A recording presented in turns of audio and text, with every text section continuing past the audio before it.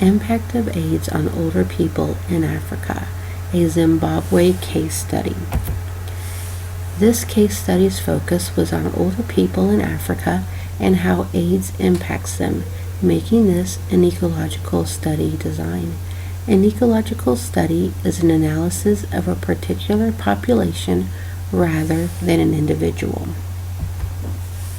The purpose of this study was to provide qualitative and quantitative information on the role older people in Africa play in HIV and AIDS-related care and the burden they bear. This was considered a pilot study, and the research took place in Zimbabwe, Ghana, South Africa, and Tanzania. The study was split into 4 sections, which include background information, characteristics of sample, strategies and recommendations, summaries of key points. The study subjects' sample selection was predetermined and purposive. The sampling method is based on some predetermined characteristics where the researcher selects the sample subjectively based on this characteristic. They tried to make sure the ones chosen were representative of the correct population. The difficulty of the subjects were the fact that some did not want to admit to carrying the disease and rejected the opportunity to participate. The study methods integrated the quantitative and qualitative data methodologies: examining, explaining, confirming, refuting, and/or enriching information from one approach with that from the other, merging the findings from the 2 approaches into one set of policy recommendations.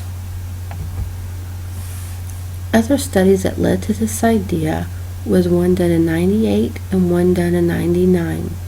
Both studies focus on how women and children are the greatest victim of AIDS.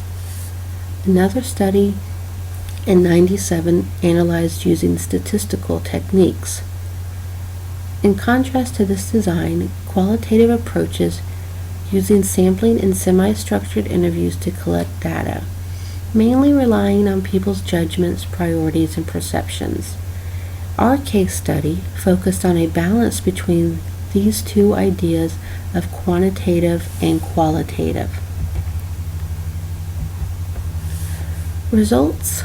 The study found that caregivers older in age face extreme hardships involving financial, physical, and emotional problems due to the responsibilities.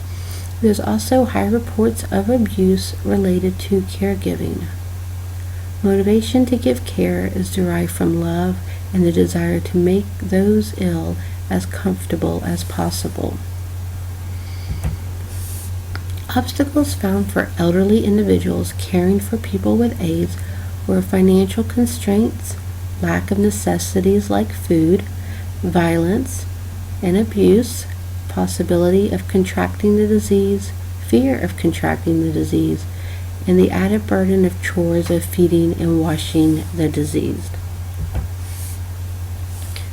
AIDS causes destruction of the CIM system and eliminates CD4 plus T helper lymphocytes.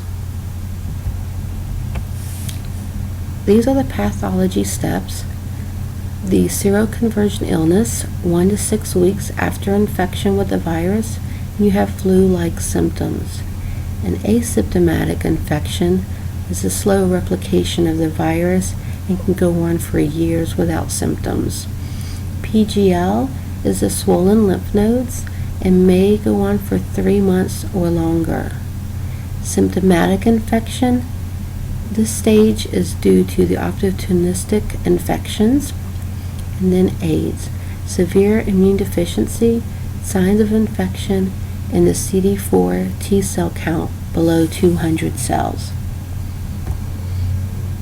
Here is a graphic showing the journey of the disease. Diagnosis. One way is the blood test, and it's the most common way to diagnose HIV. They look for antibodies to the virus which are present in the blood. And it can take 6 weeks to 6 months to develop antibodies, so ongoing tests are needed.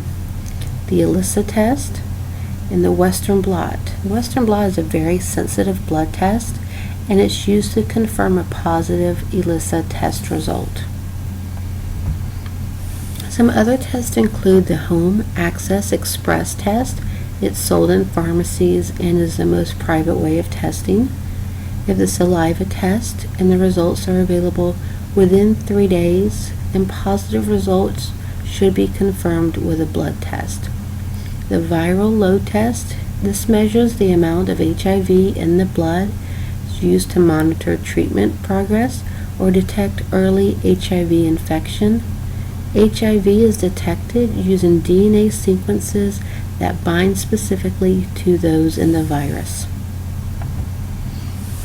There is no cure for HIV or AIDS, but drugs known as HAART are used to control the virus.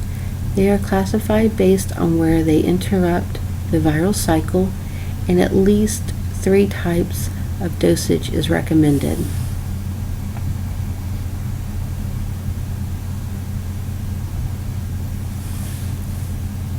Assessment of the situation in 2004. Information on HIV prevalence among ANC attendees is available from Zimbabwe since 1989. HIV prevalence remained at about 30% from 1995 to 2002.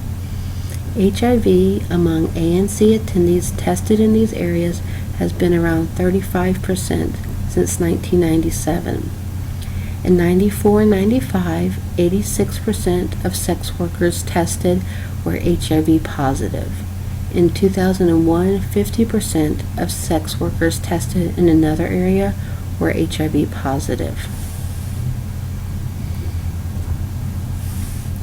This study has helped us learn the quantitative and qualitative data on the burden of care that older persons experience in relationship to HIV and AIDS.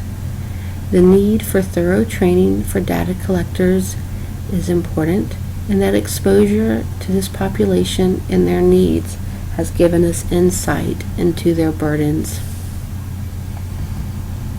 Who discovered AIDS? You can see Dr. Gallo and Dr. Levy. They are credited with discovering AIDS.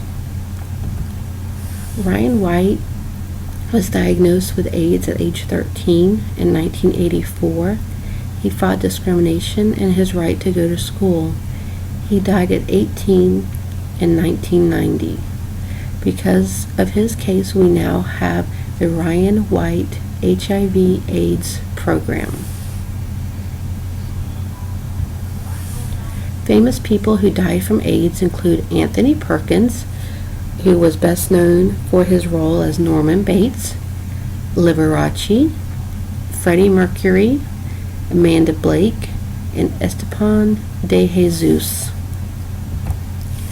Famous people living with AIDS include Magic Johnson, who was diagnosed in 1991, Paul Dukakis, diagnosed in 1989, and Jim Bullock, diagnosed in 1985.